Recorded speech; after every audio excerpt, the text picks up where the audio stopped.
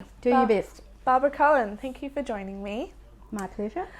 You've just released your first book in April this year called Harder Than Football, which is this one here. It's already in the MCC library, did you know that? No, I didn't actually. Yeah, we saw it. A friend of mine, Trevor, runs the library, so that's probably right. Now, can you tell me how the idea for the book originally began? Well, I've been long associated with Essendon Football Club, and I've been on a committee called the Dick Reynolds Club for 18 years, and for 7 or 8 years the Dick Reynolds Club ran the AFL Anzac Day luncheon. Each of those luncheons had a different theme, so it might have been the Army, the Navy, Kokoda Track, National Servicemen, and because of my role at Essendon Football Club as curator of the Hall of Fame, it was my job to do the research to find players. So I approached the AFL and there was no definitive list. So I volunteered to try and track down as many as I could, and that took me 6 years. I was going to say, how long did that take? 6 years of research. So, did you find you had any family ties with the book at all? oh, definitely, because my great uncle served in the First World War and was killed at Ypres in Belgium. My grandfather also served in World War I and was gassed, and I still remember when he came home, he always had lung problems. And my father was a flight engineer in the RAF, and recently I've been up there to look at his crash plane. And also I don't know if you want to know this, but the Aviation Museum in Darwin have got sections of the planes. So they've recently rung me because they want to do an oral history about how the plane crashed. So yes, I've got strong links. And you're extending all your archival research into aviation now, not just football. Yeah. And where did you get the photo from? I definitely wanted to know. That photograph is from World War II and it was produced or sought by the publishers actually. I didn't see this one. But most of the photographs in the book I've searched and found. Yeah. You know, it is hard to talk about war and fully understanding it, but your book does demonstrate the sense of mateship and, in a way, the distraction that football brought. Why football, do you think? Why do you think football was such a integral part of, you know, distracting players, soldiers, sorry? Well, it was a relief from the war, I'm guessing. There were major games played in London in 1916. There was a huge game played in front of the King. In 1916, I think, and two sides, and those two teams were made up with players who played in the AFL or the VFL, as you would know it, in South Australia, Western Australia and Victoria.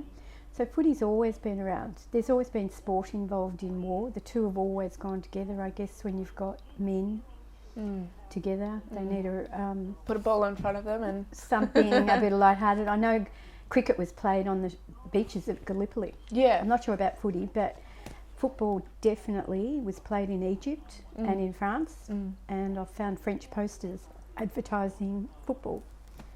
So wow. Sport and war always seem to me to have gone together. Yeah. Yeah. In 2006, you were named Essendon's Women's Network Football Woman of the Year. After being a member of the Dick Reynolds Club for so long and having worked at the club for so long, what did the award mean for you personally? Well, I was greatly shocked to get it, and this was the award actually, this lovely pearl. Oh wow. So that was really nice. No, it was an absolute lovely and total surprise, and I was thrilled, and everyone else knew about it and that I'd won and I didn't, so I was sitting at the table surrounded with people whispering behind my back saying, she's won it, and I didn't know. So it was a validation of the work that I'd put in, because I've not only worked at Essendon, I've worked at many clubs and assisted many clubs, especially in the history of football. So it was a lovely thank you, really. And you're an Essendon supporter? It's a bit tricky for me to say who I support, because my great uncle captained Geelong. Dare I say, my first boyfriend played for Footscray. I worked at Essendon for 10, 11 years. I currently look after the Sydney Swans archival collection. I've done that for the last 10 years. And also look after the North Melbourne football collection. And I've done that for 7 years. So I say I barrack for football. That's a great answer. I look at St Kilda's assistant coach Peter Sell, and I think, thank God it's just not another Kelly Underwood story where the AFL is in a way flaunting their feminism and they have women in sport. With the newly appointed Gil McLachlan, do you think there will be a female head coach in the next 5 years? Not sure about that, and I don't think there'll ever be a female player. It's just too hard and women are just not strong enough. I don't think it'll come in the next 5 years, maybe down the track, but women are now so involved in football. In my 25 years in AFL football, it's been remarkable the number of women that are now involved in medical areas. They're doctors, physios, myotherapists, assistant coaches. 50% of the membership is female. We have a female president at Richmond. So women have definitely made a huge input into football. But I think being a main coach is a long way down the track. But I think there'll be more assistant female coaches appointed, yes. Yes, which is great that Peter Sell is helping definitely. that. Yeah. And like we were talking before, we have the wonderful Sinette Delane, as well as the infamous Cara Wilson, as the prominent female in the prominent AFL media. Then we have all these other amazing female football writers such as Emma Quayle for The Age. Do you think there is a need for women in the AFL media to be more so on the radio and television and less so behind the scenes? Well, I think they're doing a fantastic job at the moment. I don't know if there's a need for more. I mean, everyone should be appointed on their merits, not whether they're male or female. It's irrespective. That's immaterial. There are lots of women behind, and most clubs that I've worked in would have 50% female staff. And they run all the events, sponsorship, all those sort of ancillary things.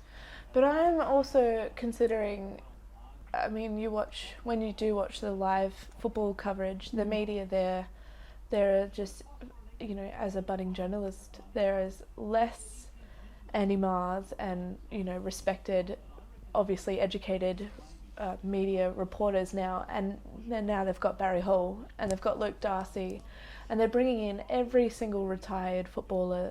I mean, Nick Maxwell I like to listen to on the radio, no worries, but it kind of dampens watching the pre-game coverage when there's not actual, it's more their opinion and people take that on the merit that they played football so they know what they're talking about.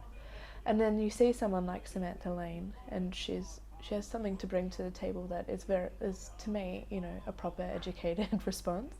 Do you think it's going down more that track, more ex-footballers than media? I think you need the combination of both. You need a footballer's perspective can only be brought to the table basically because they've played the game. They understand it, they know it. No woman has ever played at AFL level, so it's difficult for them to totally understand.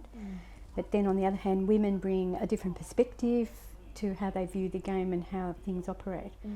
I honestly think there's a need for both, and I think a lot of people love seeing the stories and seeing old past players, because when you were a young, tiny little thing, there weren't the media wasn't as huge as it is now, so they didn't have the opportunity to see these old past players and how they brought things to the game. So I think media's changed, and I think television's changed, and so is radio. So I think there's a need for both, and it's a balance between both. But I mean, you know, we used to have Christy Malthouse as a boundary rider, and now it's, I don't think that's discrimination against women. It's more just one who's available and one who's skilled at the job. So you don't think they're being overlooked for ex-football? Well, I don't know anyone that's been overlooked as a boundary rider or on the media. You need the skills, and if you haven't got them, you're not going to be appointed. I think they're a lot fairer now in having balanced gender in media. But you need to know what you're talking about, or you'll be very quickly told that you don't know what you're talking about. By the public as well. Well, exactly, because everyone's an expert. Yes. So, it's a hard balance. Now, when you think back 20 years, there wouldn't have been one woman involved in any media. Yeah. So things have changed a lot, and they'll probably change more in the future. Which is good. It's promising. Now, it would be hard not to ask you, as you have been with Essendon for so long and have such an integral role at the club, how disappointed have you been with Essendon over the last 3 years? Yeah, it's just been really sad. And I don't know a lot about what happened, and nor does any other person in the public arena, but they're all experts on the topic, of course. I just think it's sad that such a huge, great club that's won 16 premierships, been involved in the VFL since 1897, and prior to that won many premierships, and they've always been a powerhouse in football.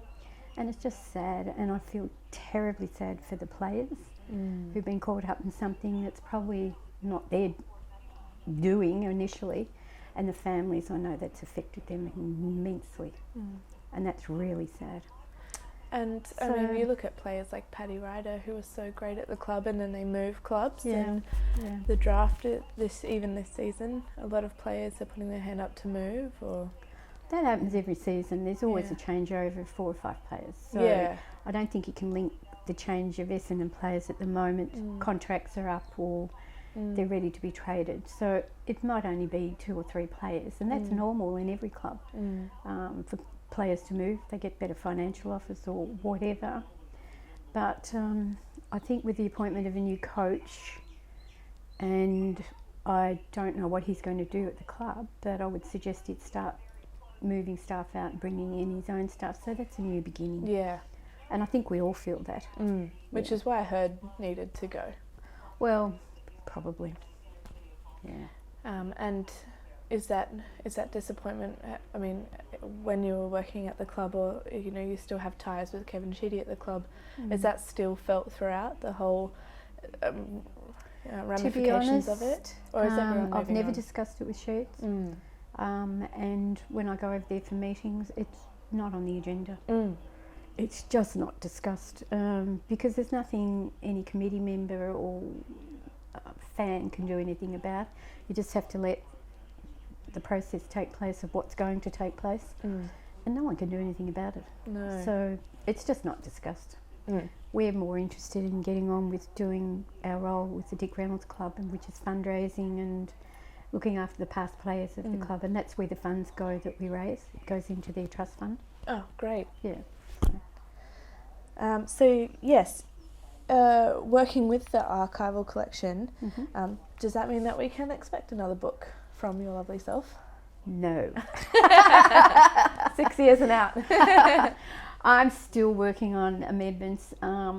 Hopefully in the future we'll do a revised edition, just so I can add in more data, like 5 or 6 of the darling players from World War II passed away since the book was published. Okay. So adding in details like that. I found another World War I about 3 weeks ago, and it's funny you should ask, but I've been trying to get his will probated, a copy of it, but it's in English archives. So I got a quote this morning for $200 to have it digitised, so that mightn't happen.